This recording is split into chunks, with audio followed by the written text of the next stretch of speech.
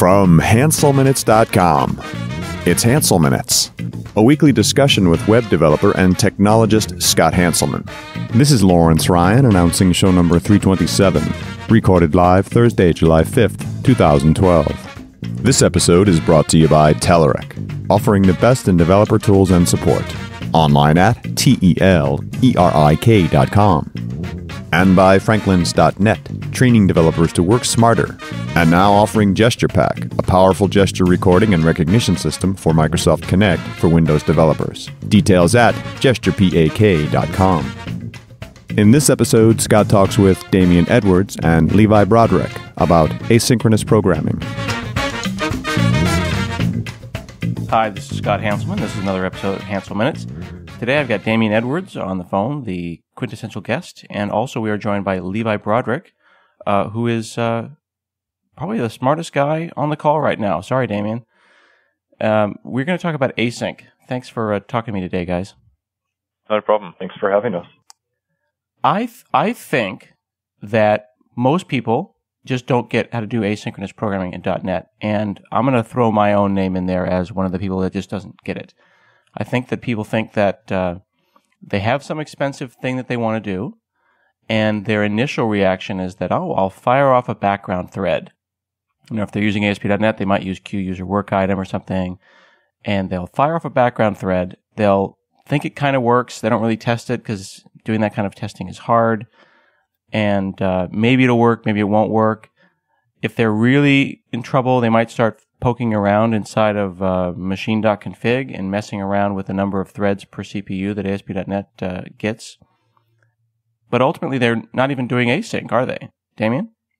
When it comes to doing async programming on a web server, there's really a very small set of scenarios that make sense to leverage async. And unless you really understand what it means, you're best to kind of avoid it altogether. So one of the things we really want to do over the next year with .NET 4.5 coming out with this big push around the async programming features in the language and in the framework is really help people understand when is async programming useful in web application scenarios and how can they leverage the features in ASP.NET to do that.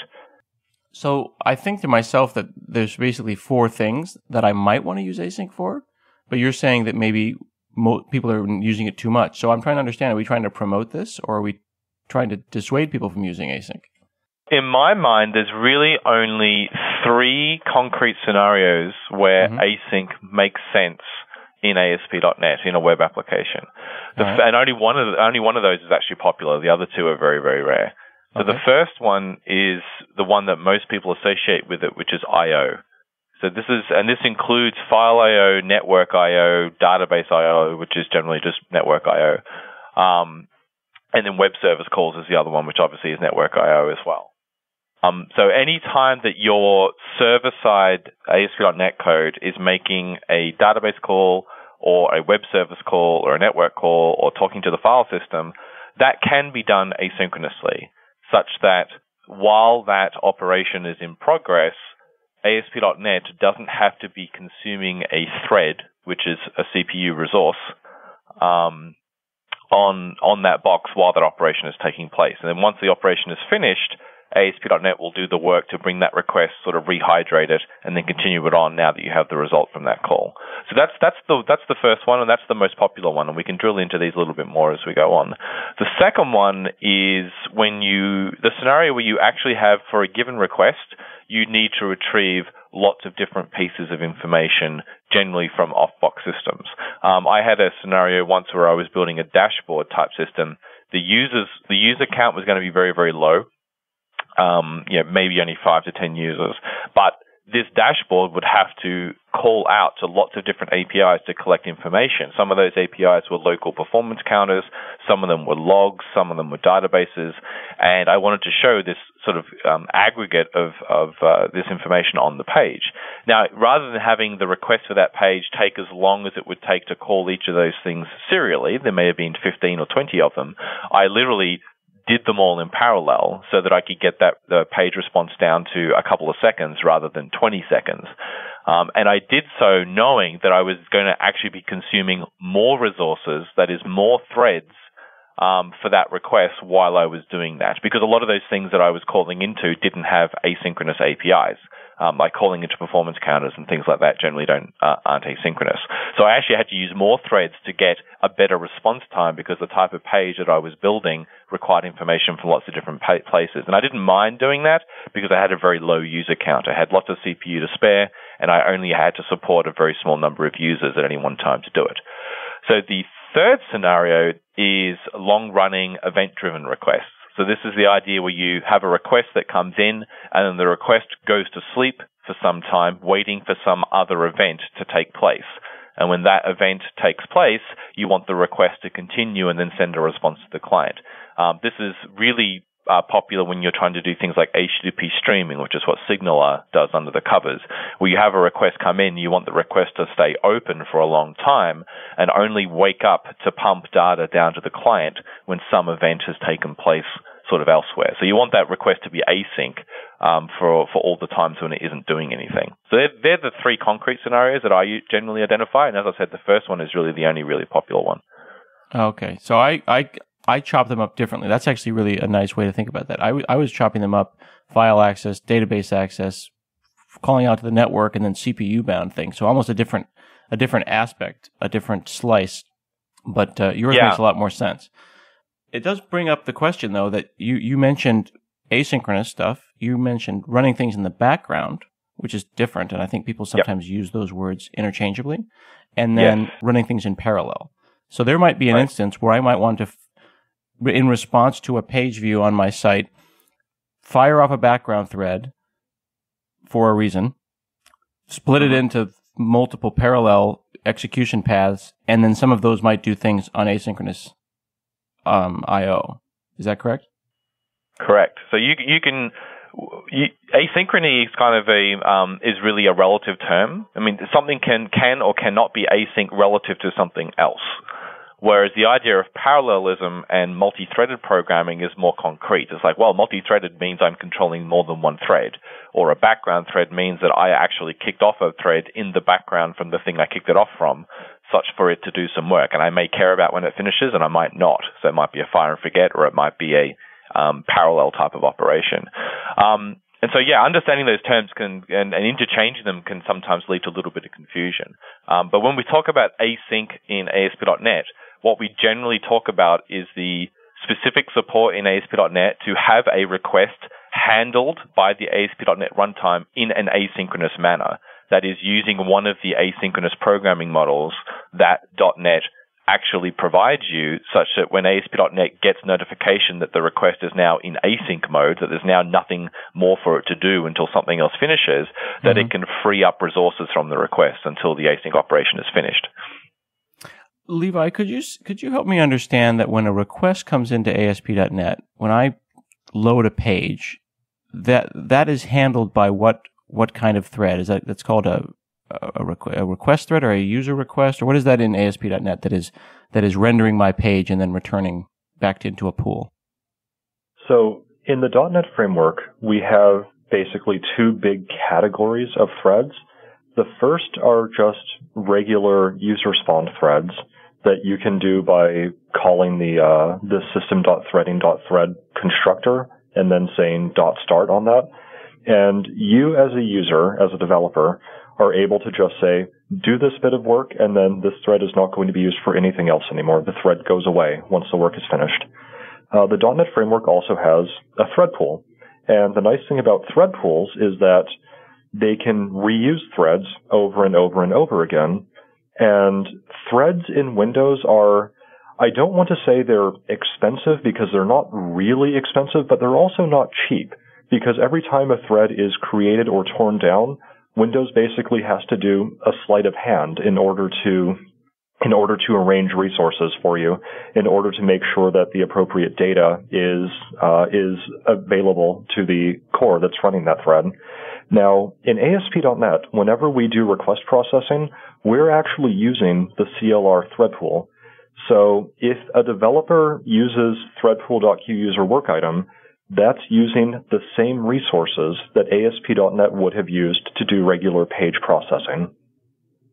Oh, okay, interesting. So if someone like like, let's just say someone who is not Levi or Damian, I'm not naming names, wants to decides to naively make something work faster in ASP.NET, and they start firing off queue user work item, they're really taking threads away. They're starving ASP.NET for, resources it could be using to be doing page work. Yeah, that's correct. Now, to be fair, the .NET framework is pretty good. At least in .NET 4.5, it's better, but it's pretty good about detecting when there aren't enough threads in the thread pool, and it will start injecting new threads to handle the incoming workload. But in general, though, that point is correct. If you do a thread pool queue user work item, you're taking the same resources that ASP.NET was trying to use to do request processing. I've worked at a lot of different companies on a lot of different things, and one of the unfortunate things at companies, whether they be banking or whether they be insurance companies, is that everybody thinks that they are a unique snowflake. And they all think that what they're doing is magical and amazing and different from what everyone else is doing. And no matter what, they are smarter than the idiots at Microsoft. So why, whether that's true or not, we don't know. But the one thing that I find consistently is that when a company reaches a certain size and a certain amount of, in their mind, unique snowflakeness, they immediately start messing around in machine.config and web.config and changing things away from the defaults. And when I talked to Stefan Shako, who's one of the ASP.NET internals geniuses around the office here, he says there is almost never a reason for you to be messing around with the defaults. Can you help me understand this phenomenon, Levi? The phenomenon as to why people would want to mess with it? Well, if we presume that they are in fact not unique snowflakes, but they feel that this is a knob or a dial or a switch that they need to mess around with, because obviously the guys at Redmond have made the mistake that whatever number of concurrent requests per CPU is set or number of threads per thread pool is allowed is wrong. And for what they're doing at their fancy company is special. And they'll end up just turning knobs and dials trying to solve a problem. And I think that maybe the problem is that we as an industry just aren't doing this work correctly when it comes to async and background processing. So I'm not going to let our team get away scot-free on this one, because in earlier versions of ASP.NET, we actually did cap the default number of requests per CPU at a very low number. I think it was maybe 12 requests per CPU. And honestly, with the amount of memory that's in most servers, I mean, we're talking, 8, 12, 24 gigabytes of RAM, you can certainly do more than 12 requests per CPU, even if all of those threads are blocking, waiting for some event to take place. I think that might be the reason that a lot of people like messing with these switches, just because there's still this misconception that ASP.NET still does not scale well, where in 4.0 especially, we've made great strides so that that's no longer the case. Do you know what those values are now, guys? Yeah, I think it's at least 100 per thread, or per core, I thought. It's 5,000 concurrent requests per CPU in ASP.NET 4 by default. We've had to fiddle with these a lot when doing SignalR testing, which is why I've got some recent experience with it. But ASP.NET isn't the only thing in the pipeline that you have to be aware of course. I mean, IIS is sitting in front of ASP.NET, and it has its own queuing and sort of throttling mechanisms that you have to be aware of. So by default, the app pool, there's some settings on the app pool, one of which is the queue depth for the HTTP sys. And that is defaults to it's 1,000 or 5,000. I can't remember. It's much smaller than the default ASP.NET settings if you have more than one CPU.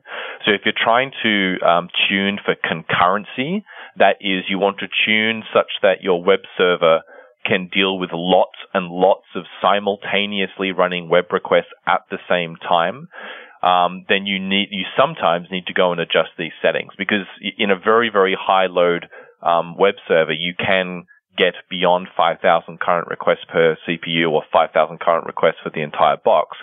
But generally, that's a lot of load you need to be getting before you hit that sort of thing. The reason we have to do it in SignalR is because most of our requests never go away. We create a request and then it stays open forever while we pump data over it. So we have to tune the server to do long-running concurrent requests versus lots and lots of very short-running requests for high throughput. So I've been doing ASP.NET for a long time, and .NET since the day it came out. That's almost 10 years now. And a couple of days ago, I was working on a pan-tilt zoom thing that I'm working on to get a camera working. And I ended up finding an old library. So I'm in .NET 4.5 doing some work, and I pull in this .NET 1.1 library. And I find myself doing begin start pan and end start pan. And it took me a while to get my brain back on top of this.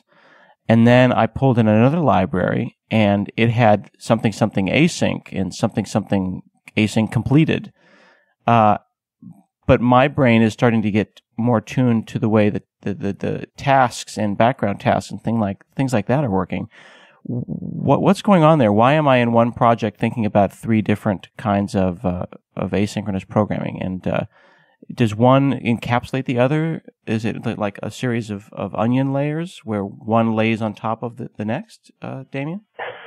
No, unfortunately. In some cases, yes, but mostly no. So let us go through the sordid history of asynchronous programming in .NET, and we will hopefully clarify what all these different things mean. Unfortunately, there is some overlap. So in .NET 1/1.1 world, we had what was called APM, the Asynchronous Programming Model. And this is the begin/end method pairs that you talked about. So if you had some type of operation that, when called, could be done asynchronously, meaning that you could immediately return to the application, give them some token that represents whether that operation has finished or not, and then also have the caller pass in a delegate which the other side will call back when the async operation is finished, then you would expose that operation with two methods. One would be a begin method that returned an iasync result. That's iasync result. It's an interface in the .NET base class library. And then there would be an end pair to that method, which would return either void, if it was the type of async method that didn't return anything, or it would return some object if you were perhaps looking up something from a database, for instance, maybe a data reader or something like that. Okay. So that's a model that's used for any kind of asynchronous programming. Like I was talking to hardware, or you could be talking to a database. It's just do something begin, then there's a callback, and then you say end in the middle of that callback. So yeah, when you pass in a callback, and then the other side will call that callback when it's finished, and then the callback that you passed in, inside the body of that callback, you'll call the end method, passing in the original iasync result that the begin method returned. Because the iasync result is kind of the token that represents that asynchronous operation. And then once you call end, the other side will give you back the result if there was a result to be handed back. So it's not. It's an easy programming sort of paradigm to understand if you're doing one asynchronous operation. You can kind of get your head around that fairly easily. Where I always had trouble with APM was when I had to do any type of asynchronous composition, where I wanted to say, do this asynchronous task, and then when that's finished, do this asynchronous task, then fire off these two in parallel asynchronously, and then when the whole thing finishes, continue on to do something else. That type of programming with APM was really difficult because the primitives didn't exist in .NET to help you do that composition. You had to write your own custom iasync result implementations, or you had to chain your own custom callback delegates in order to say, when this is finished, do that, then kick this off, and then do that. So that led to what we had in .NET 2, which was what we called evented asynchronous, or EAP, the evented asynchronous pattern. So EAP were those letters again. And that's where we start to see these new method pairs, or a method plus an event. So you alluded to it. You said you saw something like foo async and then foo completed event. Mm-hmm. And the idea of this was that you would call foo async after you had subscribed an event handler to the foo completed event. Now, it doesn't actually sound all that different if you think about it. All they're really doing is hiding the iasync result from you, and rather than you providing a callback, you've attached the callback to an event that will get raised by the object that you fire this async method on. Now, the big difference, though, is that the evented async programming model utilizes something under the covers called a synchronization context, so that it's really good for things like UI frameworks where you have this idea of a UI thread, this main thread that the application is running on, and then you want to do asynchronous work in the background, and when that's finished, you need to marshal that result back onto the correct thread before you can update your UI.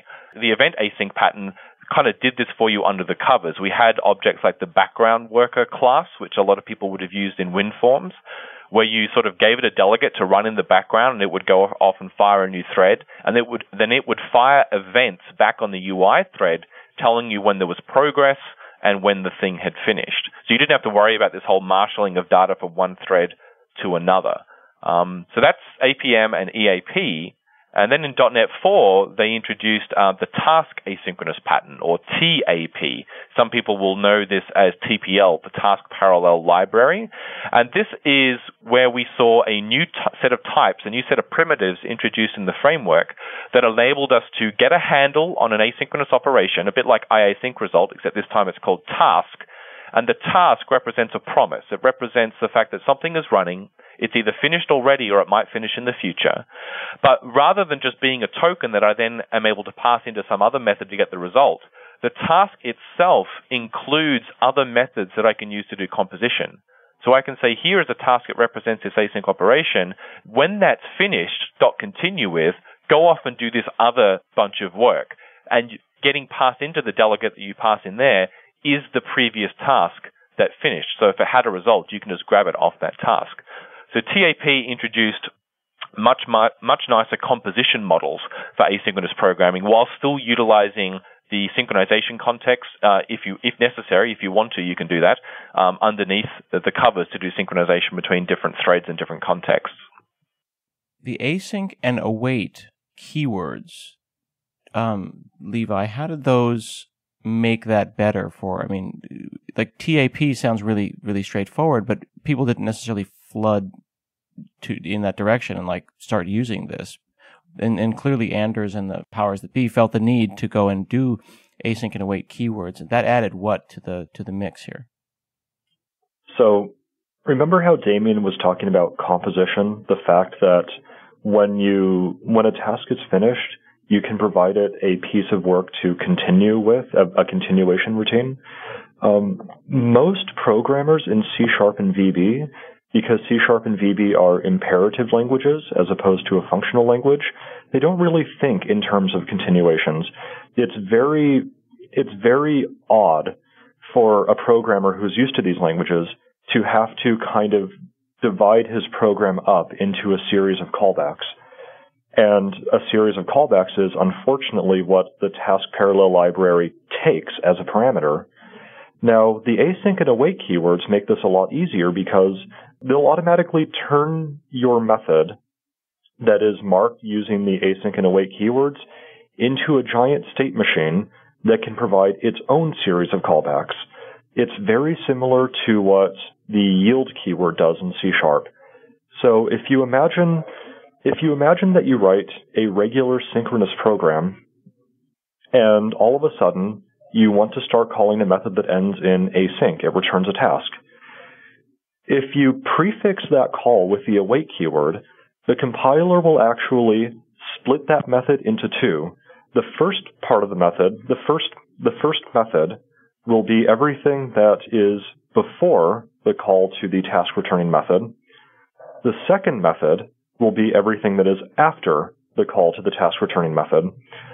And the compiler will automatically turn that second half of your code into a callback and pass it into the task routines.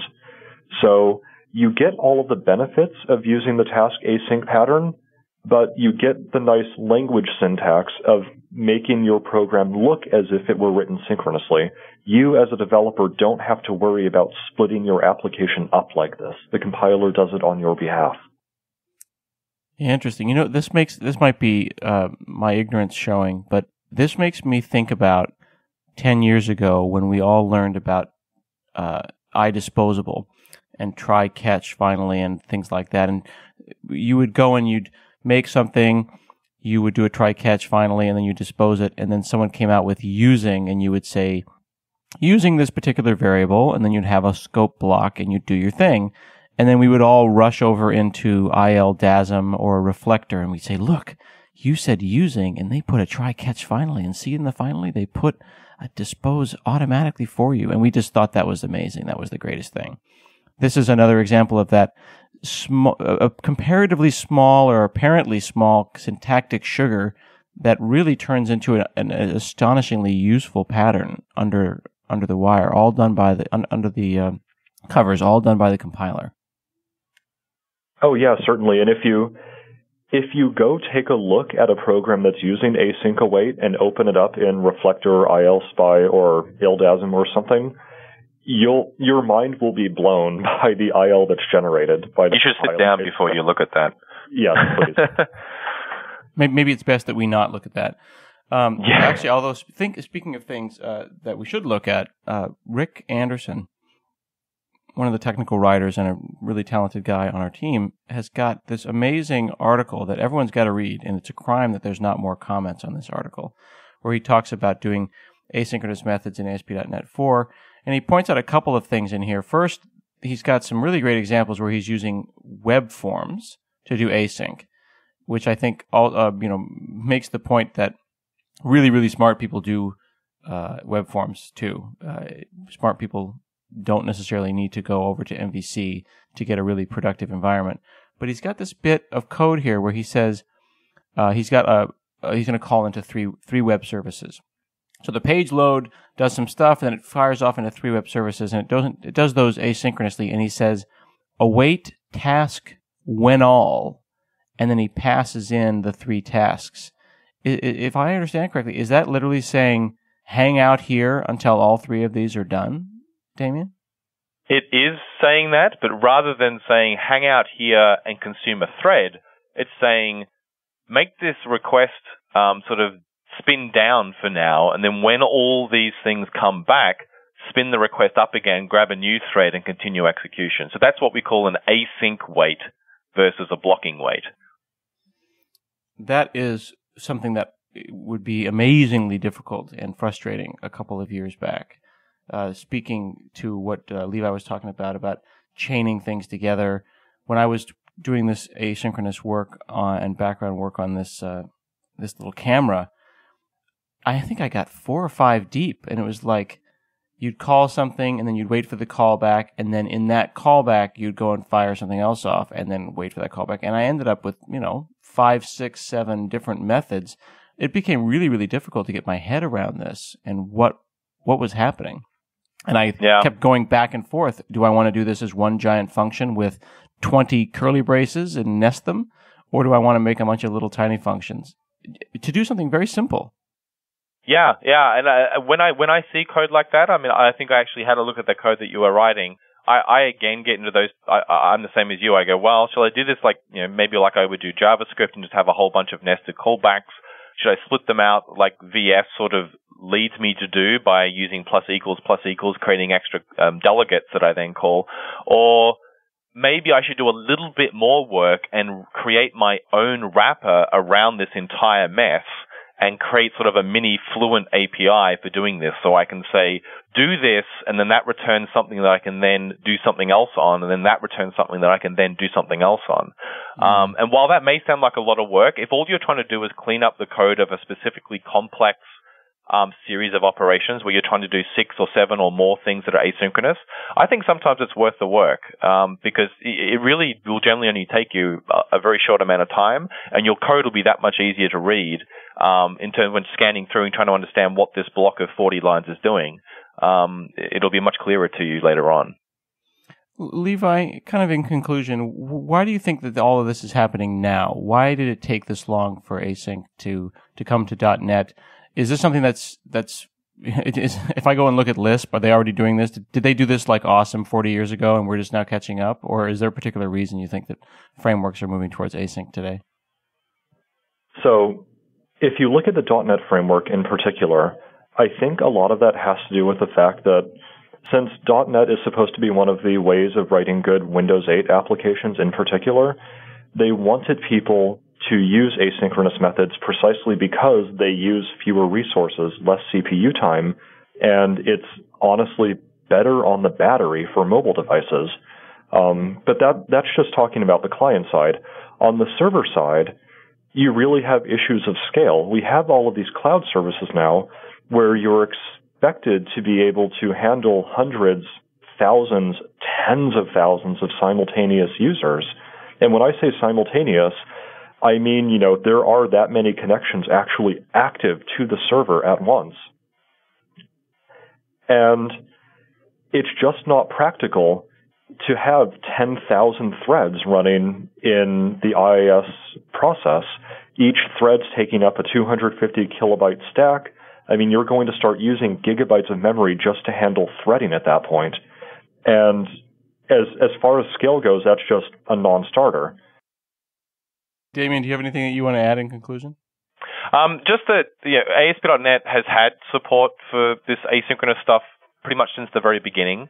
But I think the most work we've done on this is in the latest release in 4.5. And Levi did an awful lot of work to ensure that the async model in ASP.NET works really, really well with the new async await language support that we've introduced in .NET 4.5 as well. So if you haven't looked at it yet, it doesn't matter if you're a web forms programmer, an MVC programmer, or even coding raw HTTP handlers and HTTP modules, I think you'll find that using the async abilities in ASP.NET today, you should be able to, it's a much happier place to be than it was a couple of years ago, put it that way. Cool. Well, you guys are going to give me links that we'll put in the show notes for articles and MSDN things and tutorials that we think that people should check out, and maybe even a couple. If you think about it, a couple of ideas of open source projects that would be advanced examples of this, and SignalR is the first one that comes to mind to really see what tuned and continually tuned asynchronous work in ASP.NET looks like. They should check out the SignalR library. Sure. All right, this has been another episode of Hansel Minutes. We'll see you again next week.